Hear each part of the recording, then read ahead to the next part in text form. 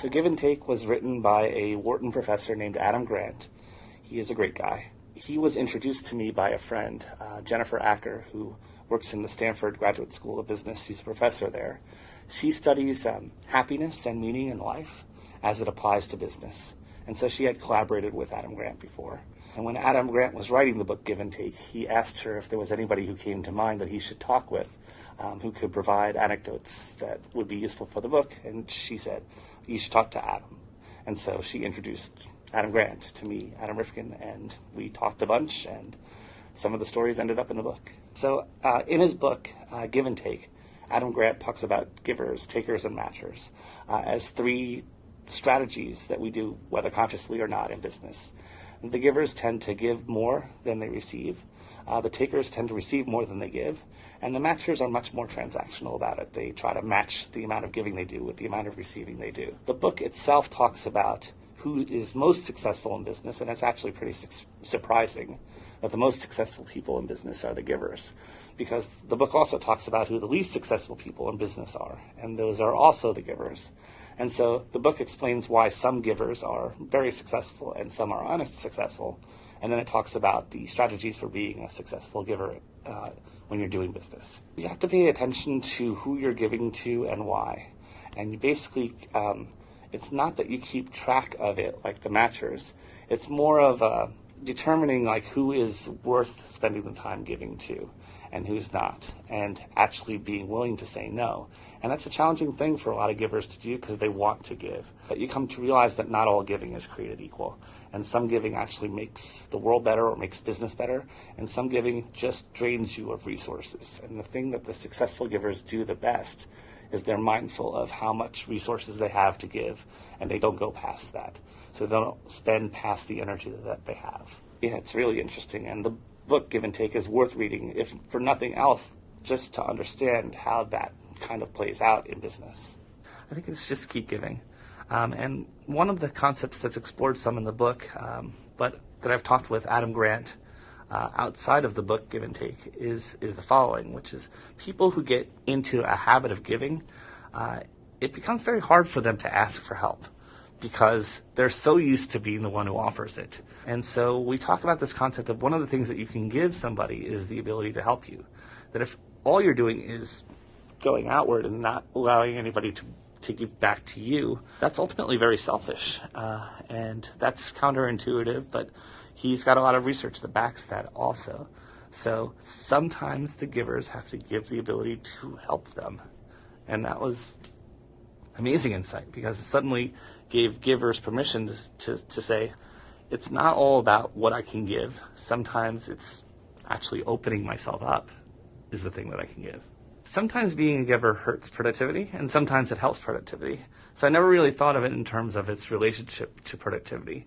I think that being a giver is important because it helps not just the person that you're helping, but it does help the ecosystem around you.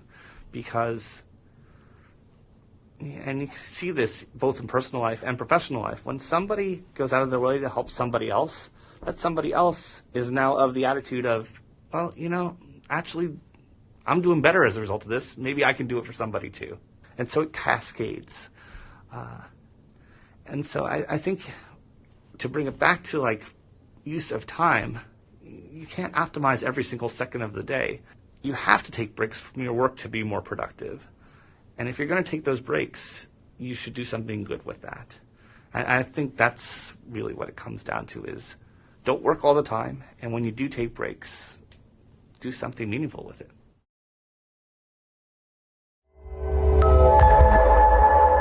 Wow, there's many ways to deal with takers that I've found, from the very simple, which is to just ignore them, to the very complicated, which is to engage them and kind of show them that they're being takers.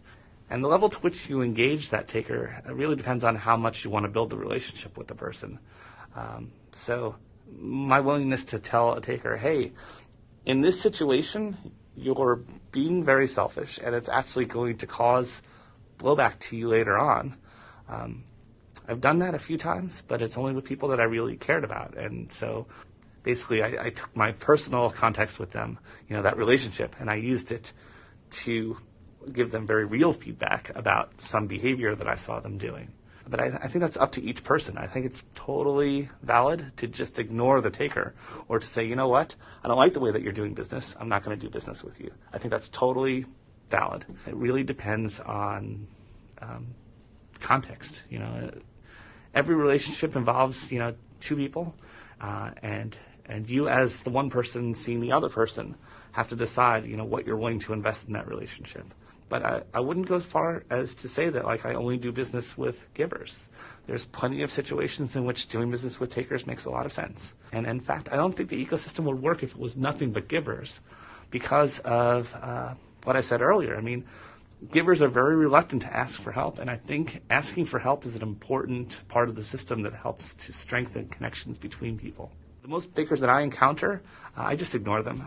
I don't give them time. I certainly don't spend my energy on them.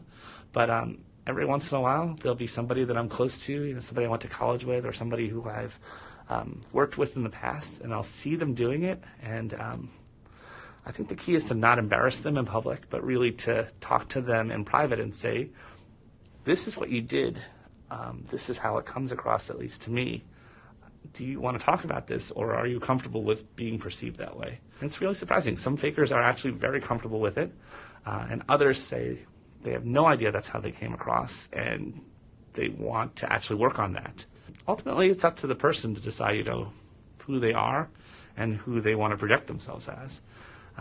The key for me or for anybody who's in my situation is just to offer, the actual real feedback. Like, this is what I think, this is what I see, and then either engage them or not as a result of that. Almost always a faker reveals themselves, right? So I don't think the key is to get angry, because anger, again, expends your energy. Let's say you only have a certain amount of energy each day, right? That is not worth spending energy on. Your startup is worth spending energy on. Your relationships are worth spending energy on. But anger at people for the way they behave, that doesn't help you and it doesn't help them. A faker is somebody who is a taker, but they actually try to present themselves like a giver. And the interesting part about that is that people can see through it. Like, just because you behave like a giver doesn't necessarily make you a giver. The fundamental principle of giving is that you be authentic about it. And this is one thing that I really like about the book, and it's applicable not just to your business life, but to your personal life as well, is you have to figure out who you are, and then you have to be that. There's no judgment that's placed against the takers. In fact, there are lots of takers in society, and it's kind of important that the ecosystem have some of each. The key is to figure out who you are and to be that, because authenticity is much more important than trying to fake something that is not you. And people generally do see it, so you can't get over on people like that. Instead, you should just be yourself. Bold and unapologetic, I think, is the word that Adam Grant uses.